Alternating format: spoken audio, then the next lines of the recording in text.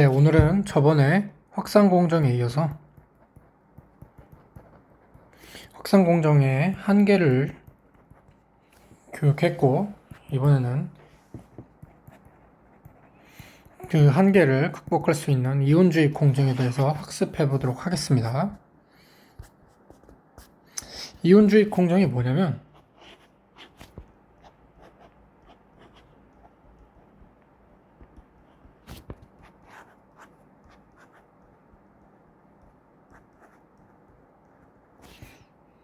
확산은 여기다가 올려놓은 다음에 열을 엄청 올려서 이렇게 도핑을 하는 방식이었는데, 이온 주입은 산화막을 마스크로 써서 이쪽에만 닿게 해가지고 딱 여기만 도핑시키는 걸 이온주입 공정이라고 합니다.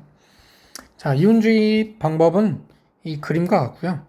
이온주입기는 이렇게 생겼습니다. 이온 소스를 만들어내고 이온을 만들어서 빔으로 하고 질량 분석, 저번에 제가 말했죠. 질량에 따라 휘어지는 각도가 다르다고.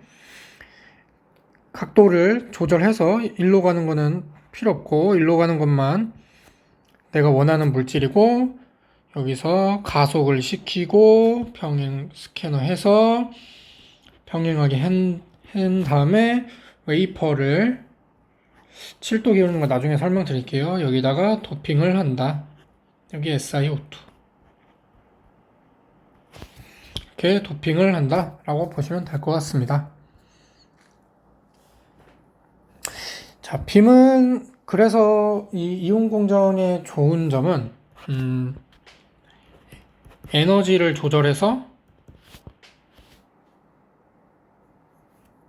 도즈를 조절해서 이온의 양을, 에너지를 조절해서 이온의 깊이를 이렇게 조절할 수 있습니다. 저희가 저번에 또 확산 공정은 조절이 안 된다고 말했죠. 네, 확산이랑 뭐가 다르냐? 확산은 옆으로 번진데 임플란트는 단순히 일직선으로 와서 이렇게 생긴다 라고 보시면 될 것 같습니다. 근데 임플란트는 주입 자체는 상온에서 하고요. 가장 대표적인 특징인 이방성입니다. 이거를 기억하시면 될 것 같아요. 근데 임플란트에도 조금 완벽한 장점만 있는 건 아니겠죠? 일단 저희 실리콘은 격자 구조를, 라티스 스트럭처를 제가 알기로는 FCC 구조로 되어 있는 걸로 알고 있는데, 이게 FCC면 110, 111, 100 다 격자를 바라볼 때 그 격자의 생김새가 다르잖아요. 그래서 이렇게 비스듬히 볼 때는 일직선으로 가면은 반드시 튕겨나갈 것 같은데, 이 FCC 구조는 어느 면에서 볼 때 이렇게 쭉 지나가면은 통과할 수 있는 이 면이 있습니다. 이렇게 쭉 통과하는 현상을 채널링 현상이라고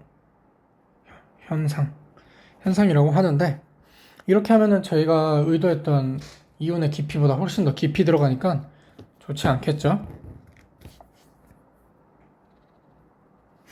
이온이 깊이 들어가면 훨씬 깊이 막힌다. 그리고 그 통로에 들어간 이온은 멈추지 않는다. 훨씬 깊이 막힌다. 그래서 내가 설계한 프로파일이 이건데 더 훨씬 깊이 들어가서 이렇게 돼버린다.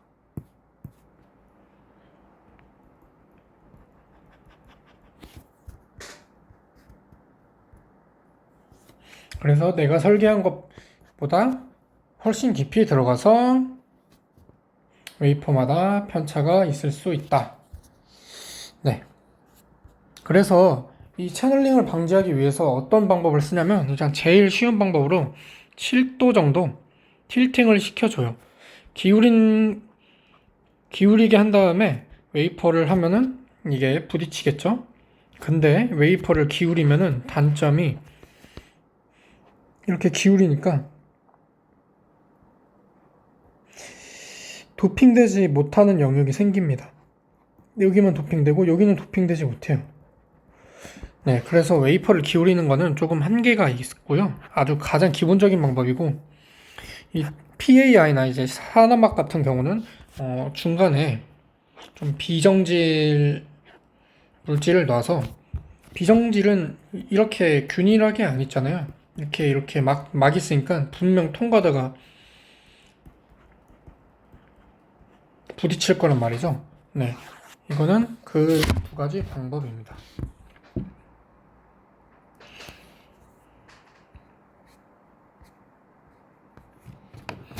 네, 이온 주입의 특징은 이온을 세게 박아 넣는 만큼 실리콘은 그대로 부서질 수가 있다. 격자 손상이 일어날 수 있다. 그 격자 손상에 의해서 결함이 생성할 수 있다. 그 결함에 의해서 누설 전류가 발생할 수 있다. 또한 비활성 도판트가 생길 수 있다.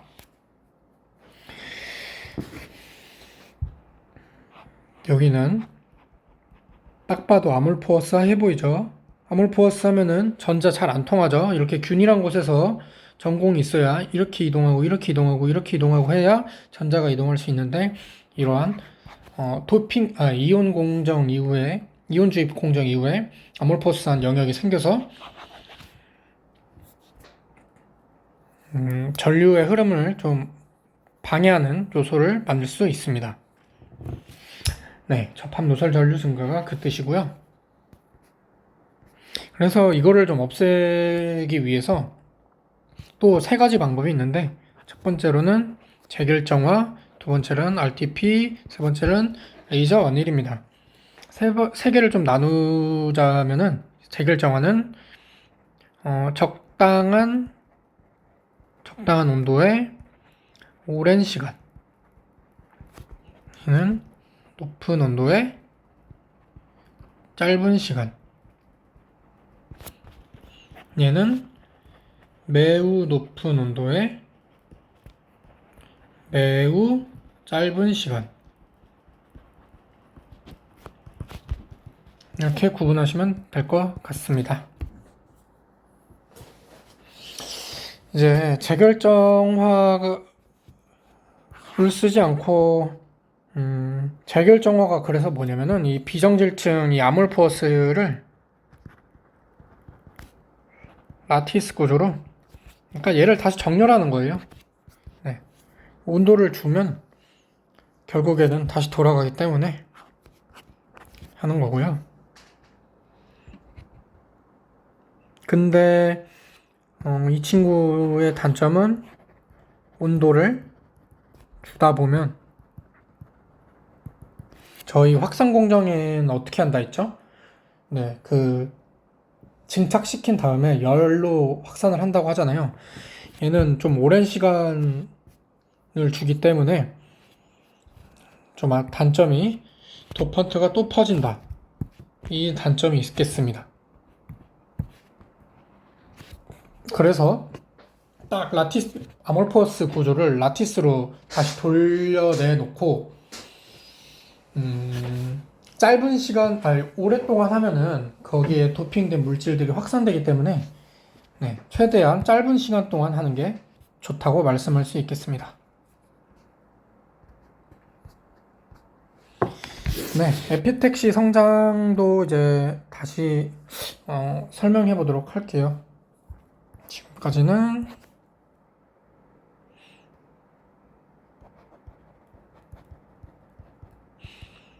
임플란트와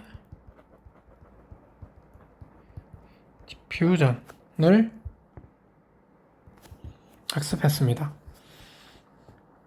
에피택시 공정은 좀 CVD랑 좀 느낌은 비슷한데, CVD는 여기 위에다가 뭐를 성장시키는 거라면, 얘는 거의 이거랑 똑같은 물질을 성장시키는 거예요. CVD는 증착이고 에피택시는 성장이다 라고 보시면 되겠습니다. 또 한 가지의 단점이 있다면은 얘는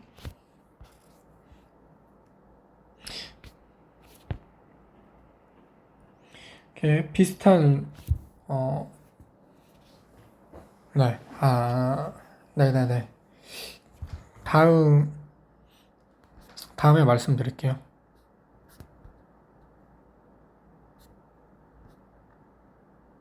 네, 그래서 에피 택시에서는 동종 에피와 이종 에피 이렇게 두 개로 나뉘는데, 동종은 그냥 실리콘 위에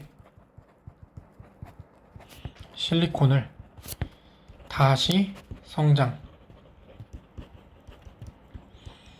얘는 실리콘 위에 실리콘이랑 비슷한 실리콘 절마늄을 성장. 네, 그렇습니다. 근데 왜 이종 에피를 하냐라고 물어볼 수 있는데, 이종 에피를 하면은 이게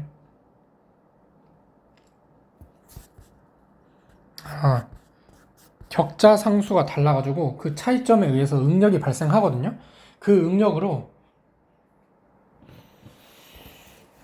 홀 모빌리티를 상승시키기 위해서 이 이종 에피를 한다고 보시면 되겠습니다. 이종 에피를 하는 이유는 뒷장에서 다시 설명드리도록 하겠습니다.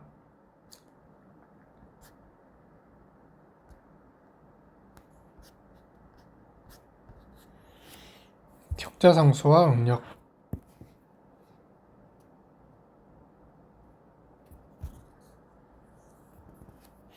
실리콘은 5.431, 절마늄은 5.658로 비슷하긴 하지만, 그래도 가다 보면 결국 이렇게 하나씩 차이가 나면서 이거는 결합하지 못한 게 나타날 수 있어요. 그래서 그거를 미스핏 디스로케이션이라고 하는데,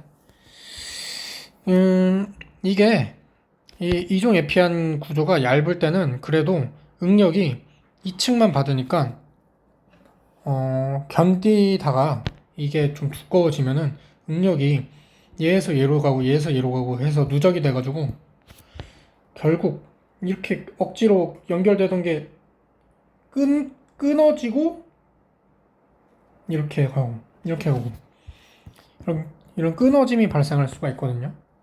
이거를 미스핏 디스콜로케이션이라고 하고, 이 끊어짐에 있어서 이 끊어진 부분이 소자를 이렇게 찔러가지고 이쪽에 결함을 발생할 수 있습니다. 그거를 스레딩이라고 하고요. 그거를 막는 방법은 아무래도 절마늄이 실리콘보다 훨씬 커서 이렇게 발생하는 거니까 그냥 절마늄의 농도를 낮추거나, 아니면 아까 말했던 여기 두께를 적당히 조절해서 사용하는 방법이 있겠습니다.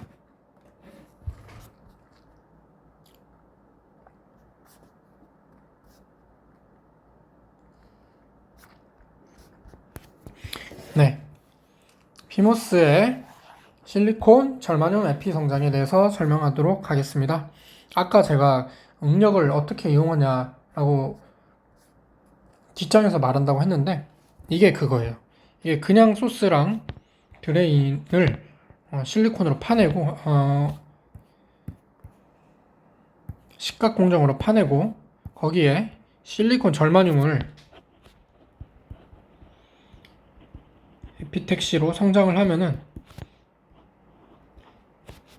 아까 절마늄이 훨씬 더 크다고 했죠. 그래서 이게 더 성장을 하면은 이게 일로 이렇게 밀어내요. 그러면은 이 채널은 꾹 눌리겠죠. 네, 그 채널이 꾹 눌려서 채널이 눌리면 전공의 유효 질량이 줄고 산란이 감소해 이동도가 올라간다. 네, 결국 전자 이동 모빌리티가 이동한다고 보시면 되겠습니다. 근데 이게 좀 피모스에서만 가능한 게, 엔모스는 이게 늘어나는 게 아니라 일로 감소하는 게 있어서 인장 능력을 받아서 오히려 효과가 좀 감소하는 그런 경향이 있습니다. 네, 아까 말씀드렸던 거고요. 실리콘과 절마늄은 극자상수가 4.2%가 나서 그 4.2%로 압축 능력을 유도해서 모빌리티를 증가시켰다라고 보시면 될 것 같습니다. 네, 이것으로 도핑 공정에 대해서 강의를 마치도록 하겠습니다. 감사합니다.